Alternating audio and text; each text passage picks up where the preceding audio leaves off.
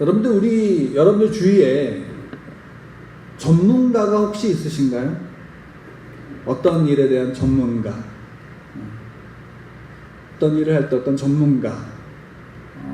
전문가가 있다면 한 번쯤은 경험을 보게 된 것이, 저는 이제 예전에 저희 아버지가 이제 목수를 하셨기 때문에 그 일의 전문가셨어요. 그래서 여러 가지 일들을 하셨는데, 그 전문가의 손길을 느껴본 적이, 제가 어렸을 때 아버지가 이제 교회를 짓는 그 현장에서 일하셨는데, 거기에 이제 여름방학 때 따라가서 그곳에 이제 한 달 정도 머무르게 됐습니다.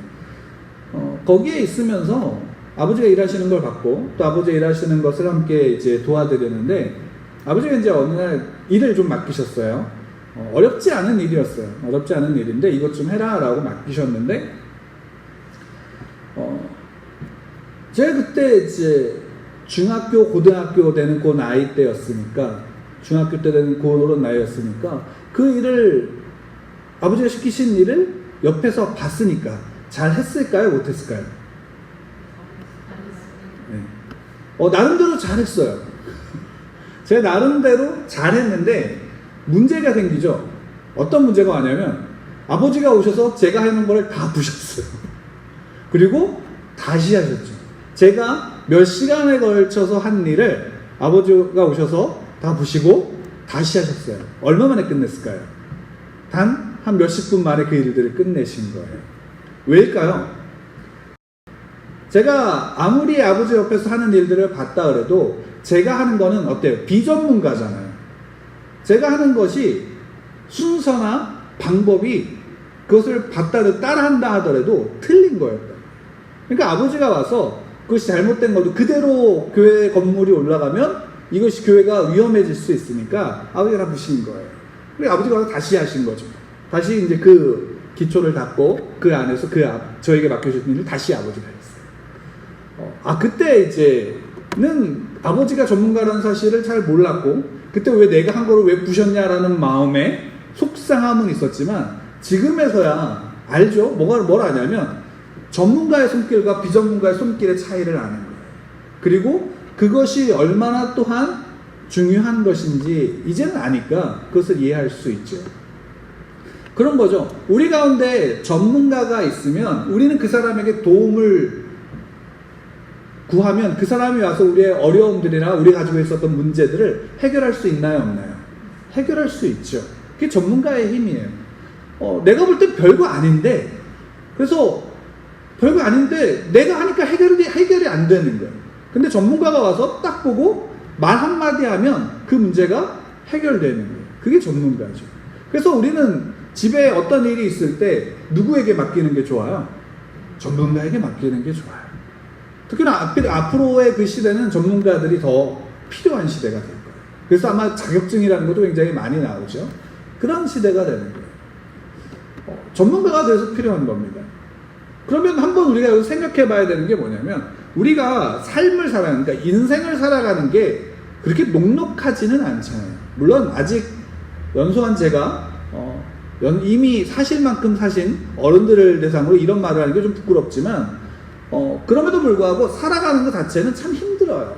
그러니까 말 그대로 저 앞에 이제 8살짜리 아이한테 너는 사는 게 참 어떻니? 라고 물어보면 8살짜리 아이는 인생이 즐거워요 라고 말할까요? 네, 절대 아니에요. 아이한테 물어보면 거의 10에 8이나 9은 살기 힘들어요 라고 고백해요. 왜? 그거는 아이나 어른이나 상관이 없어요. 남자나 여자나 상관이 없어요. 그 지위고와도 상관이 없어요. 부자고 가난한 자 다 상관이 없어요. 누구나 다 자기가 사는 자기의 인생은 다 힘들고 어려운 거예요. 그래서 그 어려움 속에서 무엇이 때때로 우리한테 필요하냐면, 우리의 삶에 전문가가 있으면, 내 인생에 전문가가 있으면 그 전문가에게 도움을 구하고 싶은 마음이 우리 안에 생길 때가 있죠. 이걸 어떻게 하면 좋을까라는 거죠. 그거. 근데 그리스도인들에게, 성도들에게 있어서는 전문가가 늘 그의 옆에 있다라는 사실을 여러분들 믿으시나요? 성도들에게 성도에게 있어서 성도들의 삶은 어떤 삶이냐면 늘 그 전문가와 함께하는 삶이다라는 사실이에요.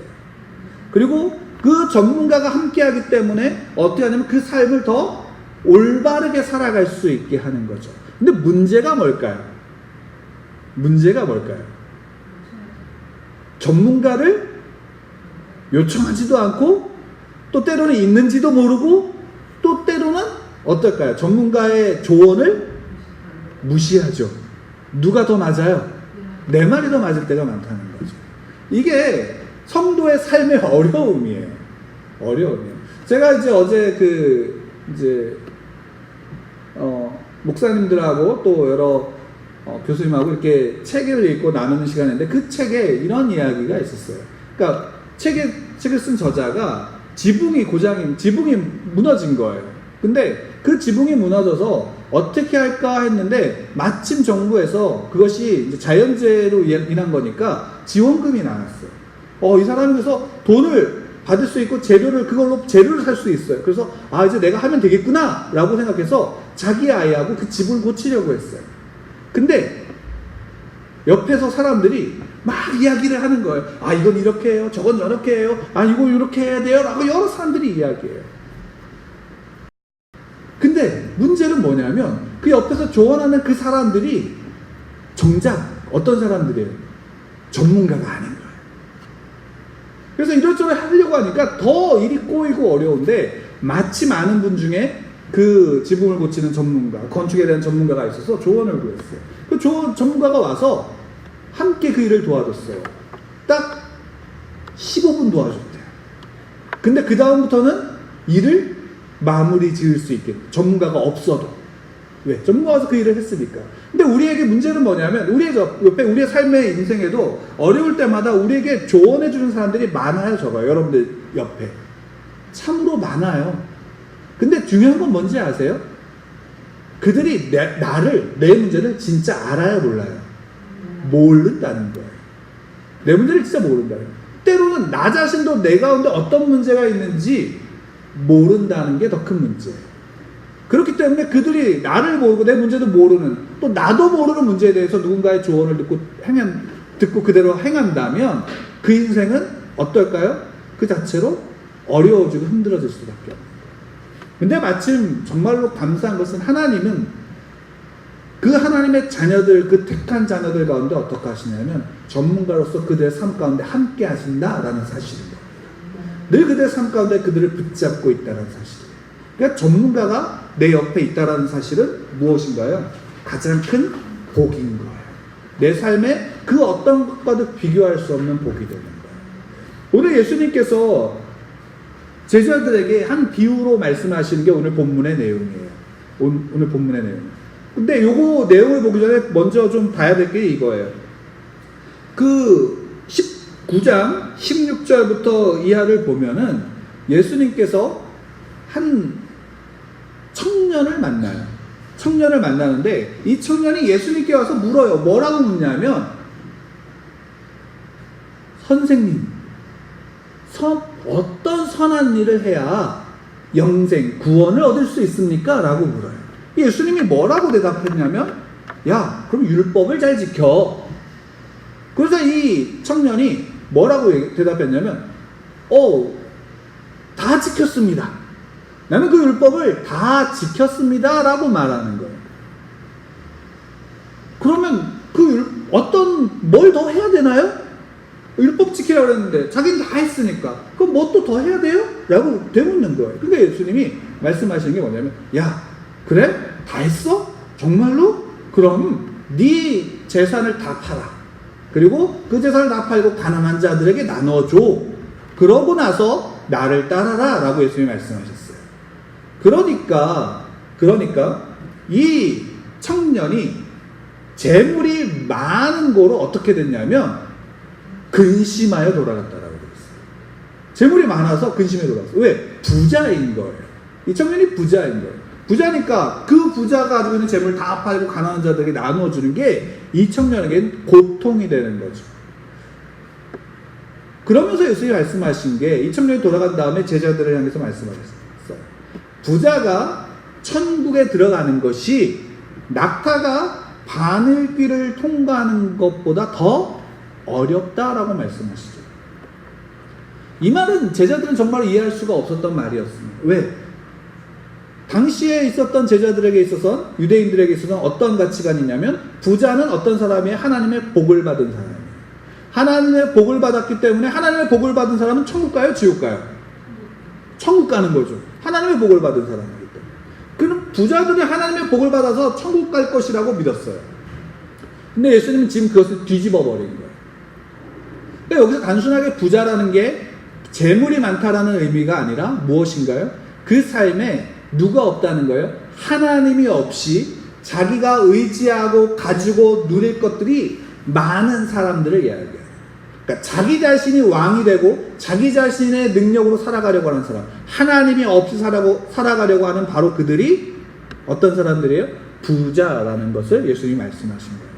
근데 제자들이 그 얘기를 듣고 놀랬지만 그 중에 특별히 베드로가 예수님께 하나를 물어요. 그 질문이 이거예요. 이에 베드로가 대답하여 이르되 보소서 우리가 모든 것을 버리고 주를 따랐사온데 그런즉 우리가 무엇을 얻으리까? 라고 말하는 거예요. 부자가 천국에 들어가는 게 어렵다 그랬는데, 그러니까 가만히 베드로는 생각해 보니까 자기들은 다 버리고 누굴 따랐어요? 예수님을 따랐어요. 그러면 예수님을 따른 대가가 뭐냐라고 묻는 거예요. 예수님이 그래서 베드로에게 이야기하고 그 제자들에게 말씀하시는데 뭘 말하냐면 28절이에요. 19장 28절 제가 읽어드리겠습니다. 예수께서 이르시되 내가 진실로 너희에게 이르노니 세상이 새롭게 되어 인자가 자기 영광의 보좌에 앉을 때에 나를 따르는 너희도 12보좌에 앉아 이스라엘 12지파를 심판하리라. 또 내 이름을 위하여 집이나 형제나 자매나 부모나 자식이나 전토를 벌인 자마다 여러 배를 받고 또 영생을 상속하리라. 그러니까 지금 예수님이 말씀을 하셨어요. 나를 위해서, 나를 믿고 나를 따르기 위해서 모든 걸 버렸어? 그러면 여러 배를 받을 거야. 또한 영생을 상속받을 거야 라고 예수님이 말씀해요. 그럼 이 얘기를 들으면 제자들은 기분이 좋을까요? 나쁠까요? 좋은 거예요. 왜? 자기들 다 버리고 예수를 따랐는데 부자는 천국에 못 가지만 나를 따르는 너희는 내가 다시금 이 땅에 인자가 설 때에 이 12지파의 심판자로 지도자로 너희들 설 거야 라고 말씀하셨고, 더 나아가서 나를 따르냐고 모든 걸 버렸어? 그럼 내가 복을 줄 거야, 여러 배로 줄 거야, 또한 영생을 상속받을 거야 라고 예수님이 말씀하셨어요. 제가 너무 좋은 거예요. 근데 거기서 예수님이 또 하나의 말씀을 하시는 거예요. 마지막으로 그러나 먼저 된 자가 나중되고 나중된 자가 먼저 되리라.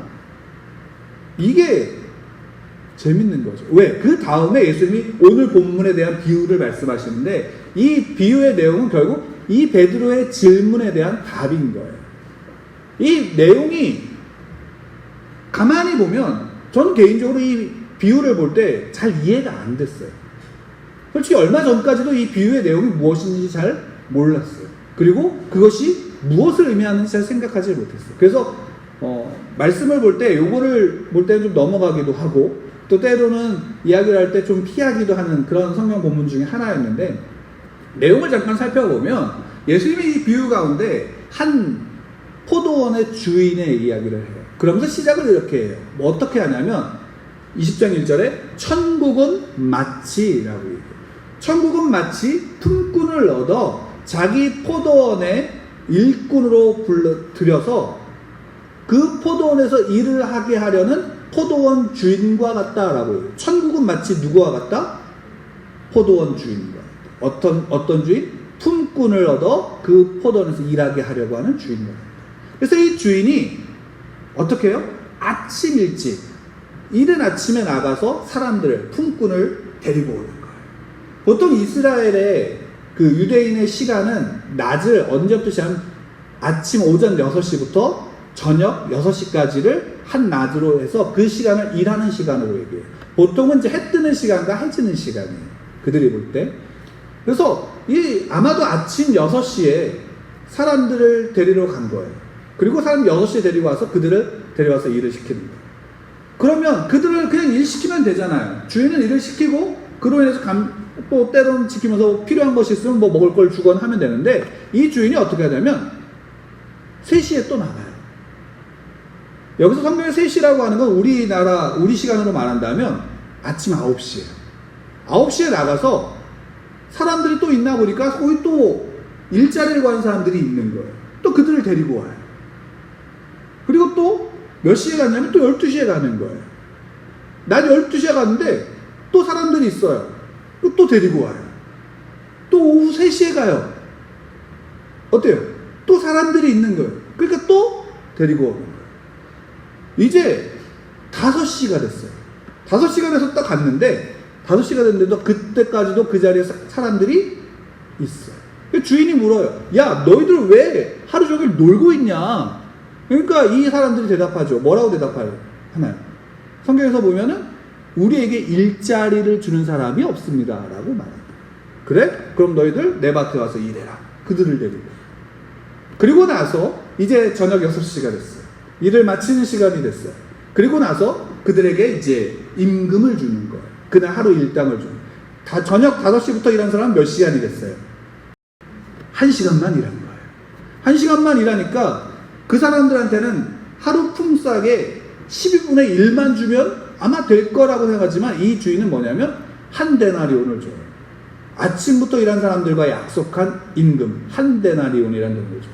우리 식으로 오늘날에 우리 일당을 얘기하면 한 10만 원이라고 봅시다. 그럼 하루 일당 10만 원을 주는 거예요.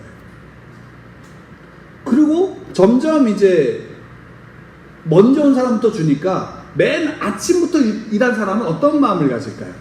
1시간 일한 사람한테 10만 원 줬어? 그러면 기대하는 거는 더 받지 않을까? 라는 기대를 하겠죠. 왜? 그날 1시간만 일했는데, 자기는 아침부터 와서 땡볕에서 하루 종일 일했는데, 그러니까 사람의 기대인 거예요. 기대했는데 막상 주는데 주인이 얼마를 줘요? 일당 10만 원만 주는 거예요. 그러니까 먼저 와서 일한 사람들이 어때요?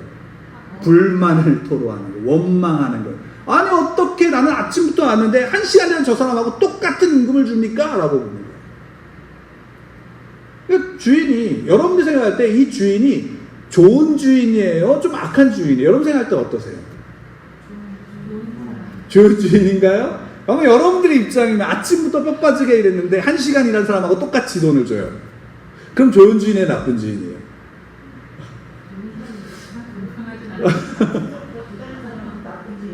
그러죠?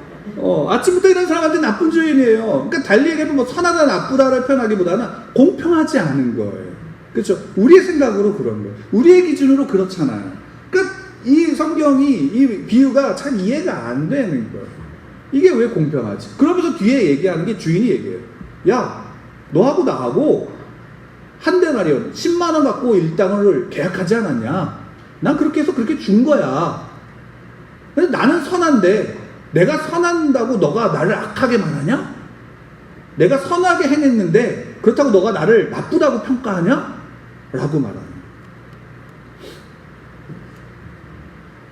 이 말씀이 근데 우리가 이해하기는 어렵지만 우리에게 굉장히 중요한 말씀을 우리가 가지고 있는 거예요.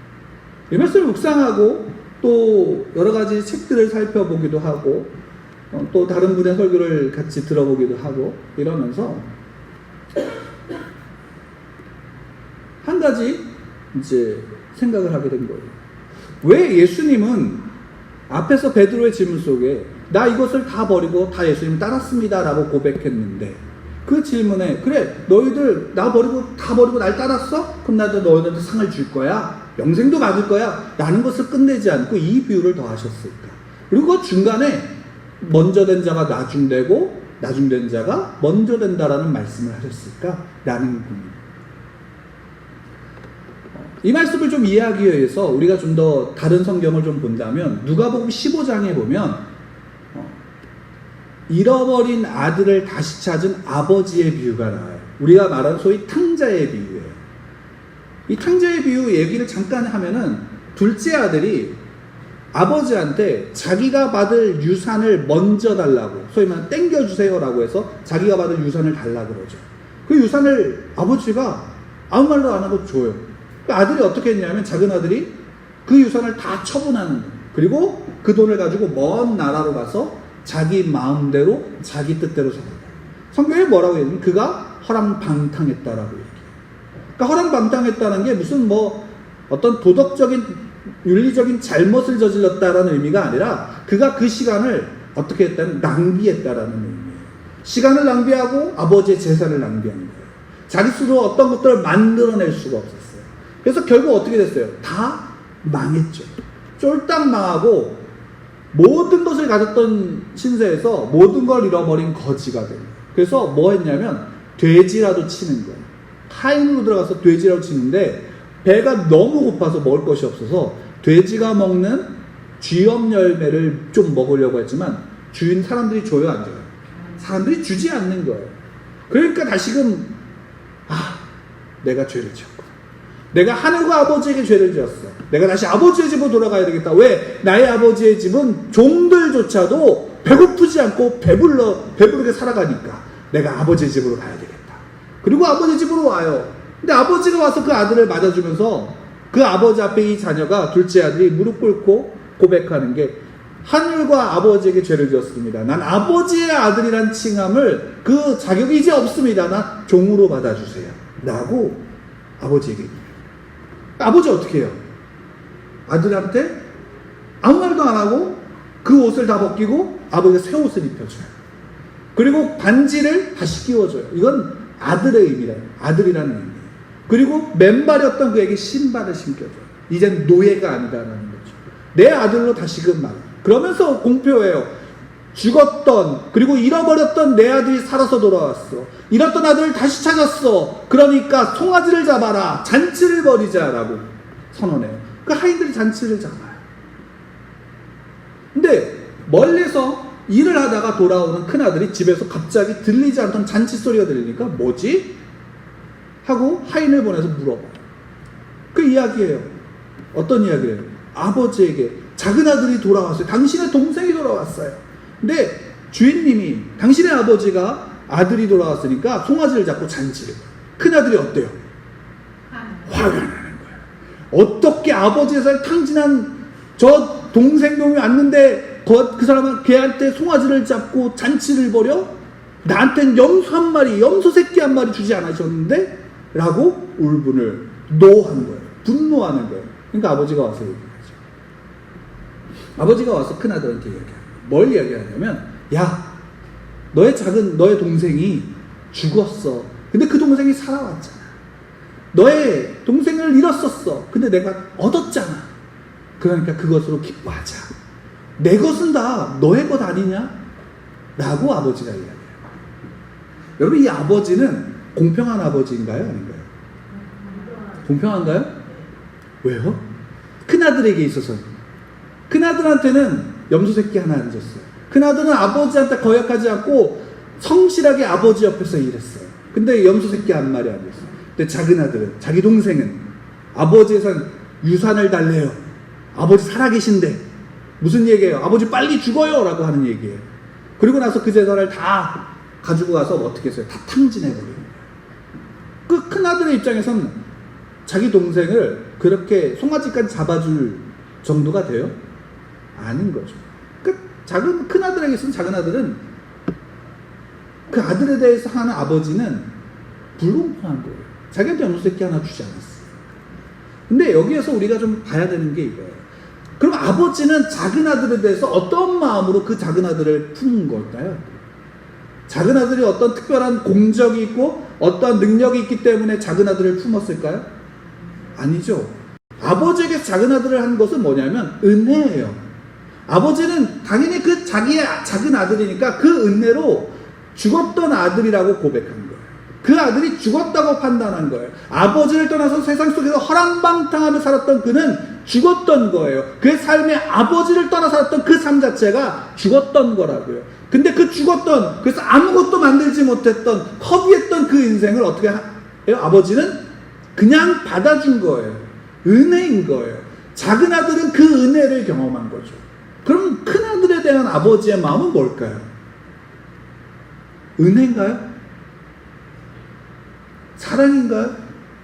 그럼 큰 아버지는 큰 아들을 사랑하지 않았을까요? 사랑한 거죠. 이게 다른 거예요.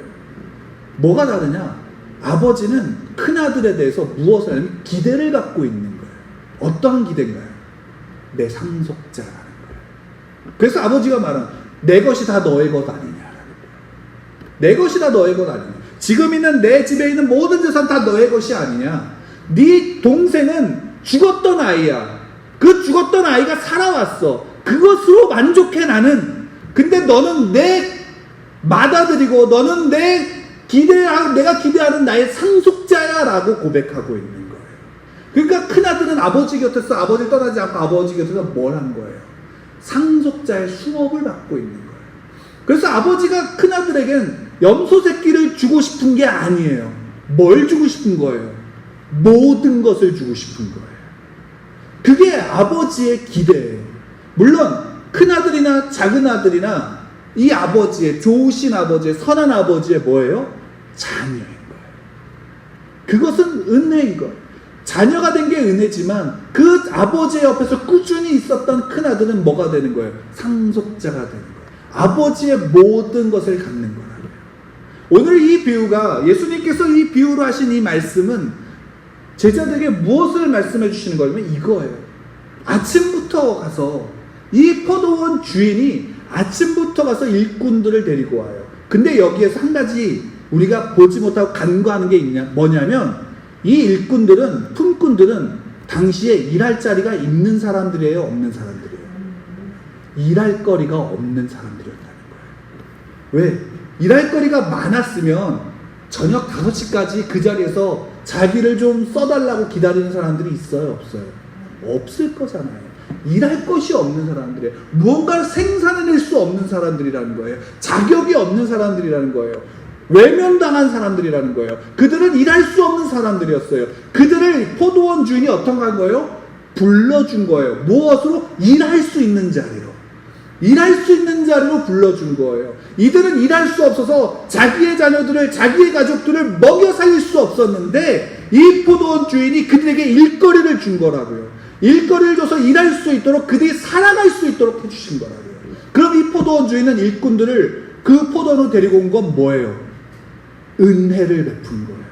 그 은혜를 베풀므로 그 은혜 속에서 이들이 일할 수 있도록 만들어 주신 거예요. 그럼 다른 거예요. 아침 6시에 들어간 사람은 은혜를 받았어요? 안 받았어요? 은혜를 받았어요. 저녁 5시에 들어간 사람은 은혜를 받았어요? 안 받았어요? 은혜를 받은 거예요.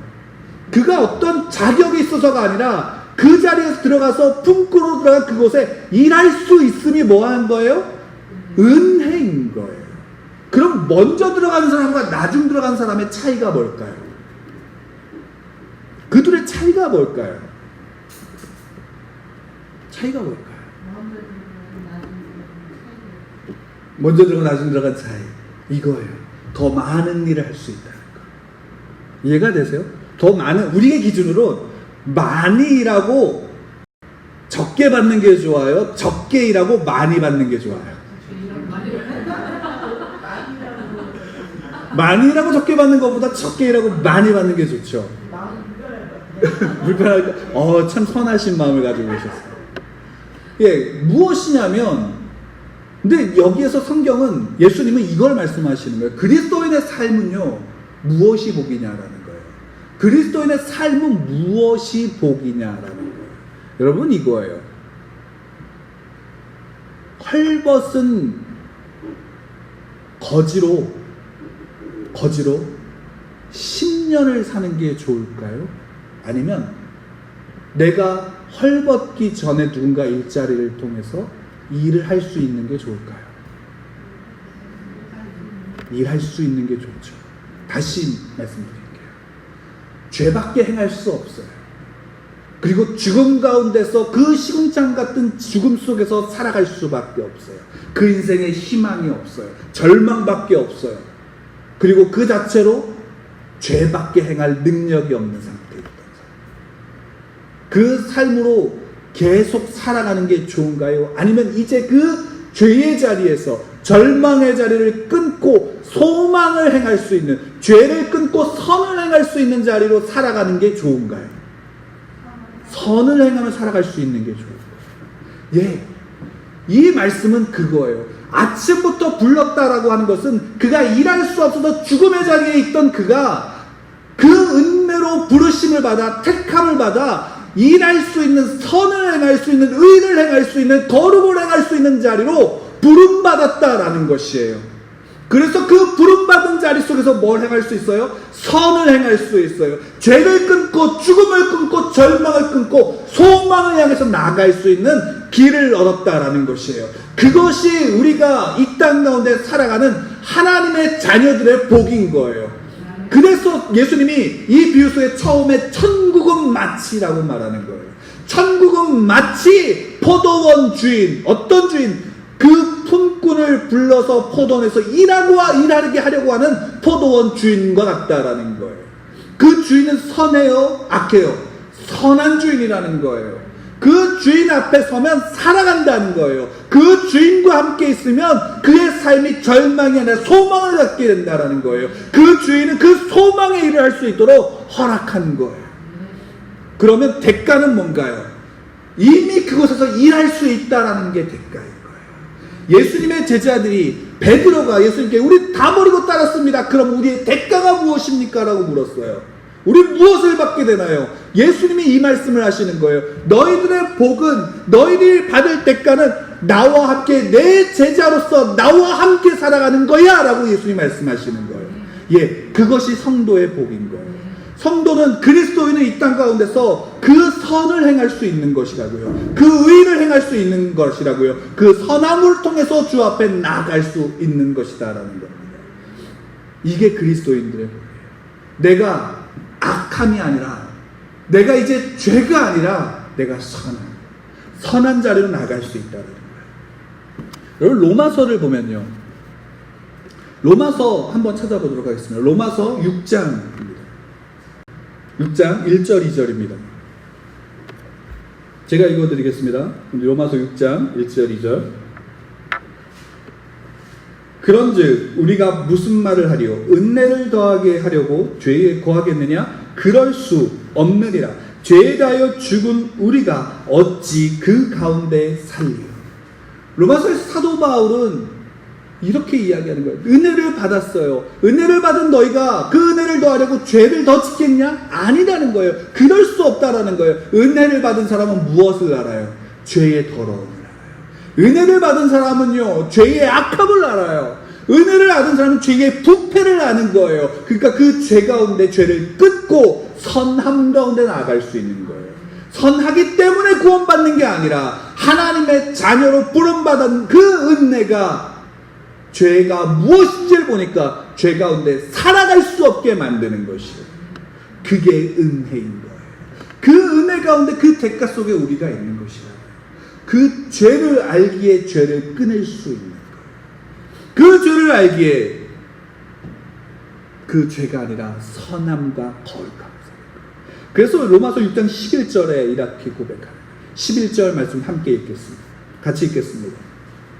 6장 11절 같이 시작. 이와 같이 너희도 너희 자신을 죄에 대하여 죽은 자요 그리스도 예수 안에서 하나님께 대하여는 살아있는 자로 여길지어다. 성도의 복입니다. 성도에게 허락한 대가입니다. 죄에 대하여 죽고 예수 안에서 하나님께 대하여 살아있는 자, 의에 대하여 살아있는 자, 선에 대하여 살아있는 자로 살아가는 것이에요. 누구의 곁에 있을 때? 주인의 곁에 있을 때, 예수 그리스도의 곁에 있을 때, 그분의 곁에 있을 때 우리는 죽은 자가 아니라 생명으로 살아있는 자의 삶을 살아갈 수 있다는 거예요. 그래서 12절 이하에 제가 읽어드릴 텐데 들으시기 바랍니다. 그러므로 너희는 죄가 너희 죽을 몸을 지배하지 못하게 하여 몸의 사욕에 순종하지 말고 또한 너희 지체를 불의의 무기로 죄에 내주지 말고 오직 너희 자신을 죽은 자 가운데서 다시 살아난 자같이 하나님께 드리며 너희 지체를 의의 무기로 하나님께 드리라. 죄가 너희를 주장하지 못하리니 이는 너희가 법 아래 있지 아니하고 은혜 아래에 있음이라. 여러분, 그리스도인들이 받는 복이 이것입니다. 하나님이 그리스도인들에게 허락하신 복이 이것입니다. 다른 게 아니에요. 죄에 대하여 죽고 의에 대하여 살아있는 자. 그래서 은혜 아래 살아가는 자인 것입니다. 죄가 무엇인지 죄가 무엇인지 아니까 그 죄를 행하겠습니까? 죄를 끊는 거죠. 그 죄를 끊는 거예요. 근데 놀라운 게 뭔지 아세요? 사람이요, 죄를 안다고 죄를 행하지 않을까요? 예, 그게 우리의 고통입니다. 죄를 아는데 죄를 행하지 않을 수가 없어요. 그렇기 때문에 어떻게 해요? 그분의 곁에. 그렇기 때문에 그분의 곁에 살려고 애씁니다. 그리고 무엇이에요? 그 은혜 받은 자들은 죄 가운데 있는 자가 더 이상 죄 가운데 머물지 않도록 그 옆에서 돕는 것. 그것이 하나님께서 우리에게 허락하신 복이고, 예수님께서 그 베드로에게 이야기한 모든 것을 버리고 주를 따르는 자의 대가예요. 여러 배가, 그 여러 배로 받는 복이 집인가요? 물질인가요? 지위인가요? 아니에요. 예수님이 말씀하신 그 여러 배는 바로 이 땅에서 우리가 누구와 함께 살아갈 수 있다고요? 예수 그리스도와 함께 살아간다는 거예요. 하나님이 우리와 함께 하신다는 거예요. 그 예수 그리스도의 은혜가 우리 가운데 있고 그분의 곁에서 살아갈 수 있다는 거예요. 그래서 오늘 말씀을 우리가 그분의 곁에서, 그분의 곁에 살아가는 삶이 성도의 삶이에요. 그 성도의 삶 속에 있는 은혜는 그 속에서 죄를 알고 그 죄를 끊기 위해서 아버지 앞에 그분의 곁에 서서 그분과 함께 살아가는 거예요. 내 힘으로 죄를 끊을 수 없어요. 그렇다고 해서 내가 아무것도 안 한다는 게 아니에요. 내가 죄를 짓지 않기 위해서 애쓸 때 누구 안에서? 예수 그리스도 안에서. 내 안에 내주하신 성령 하나님 안에서 살아가는 거예요. 그리고 그것이 우리의 삶에 있는 작은 죄부터 하나씩 하나씩 내가 알고 고백하며 끊어요. 그러다 보면 우리의 삶이 어떻게 나가냐? 하나님의 허락하시는, 하나님의 그 온전하신 가운데 하나님이 우리를 이끌어 가시는 거예요. 우리가 그것을 깨닫게 돼요. 다시 말씀드리겠습니다. 가난하면 살지 못할까요? 그 인생은 더 이상 가난하면 살아갈 가치가 없는 인생인가요? 예, 절대 아닙니다. 가난한다고 삶의 가치가 없는 게 아닙니다. 그럼 병들고 나이 들면 삶의 가치가 없나요? 예, 절대 아닙니다. 병들고 나이 들어도 그 인생은 가치가 있습니다. 왜일까요? 살아가는 것 자체가 가치가 있기 때문에. 삶을 허락하신 하나님의 가치가, 하나님의 선이 살아가는 우리에게 있기 때문에. 여러분, 그 하나님으로 내 가치를 삼으시기 바랍니다. 그 하나님이 내 곁에 나와 함께 하심을 믿고 그 하나님을 의지하며 나가시기 바랍니다. 다른 걸로 생각하지 마십시오. 무엇으로 생각하냐? 하나님의 자녀란 사실에 가치관을 가지십시오. 하나님의 자녀라면, 하나님이라면, 예수 그리스도라면 그 하나님의 죄 앞에서, 그 예수 그리스도가 죄 앞에서 어떠한 모습일지, 어떠한 태도를 보이실지를 보며 따라가는 겁니다. 그래서 그분의 곁에 사는 삶이 복된 것입니다. 그 자체가 우리에게 허락하신 복된 은혜의 대가입니다. 하나님이 허락하신 은혜, 예수 그리스도께서 허락하신 은혜인 겁니다. 우리가 이것을 알지 못한다면 아무리 예수님을 믿는다고 하고 믿는 사람이라고 할지라도 그 은혜를 누릴 수 있어요? 없어요? 없는 거예요. 여기서 예수님께서 오늘 본문에서 하시는 말씀이 먼저 된 자가 나중되고 나중된 자가 먼저 됩니다.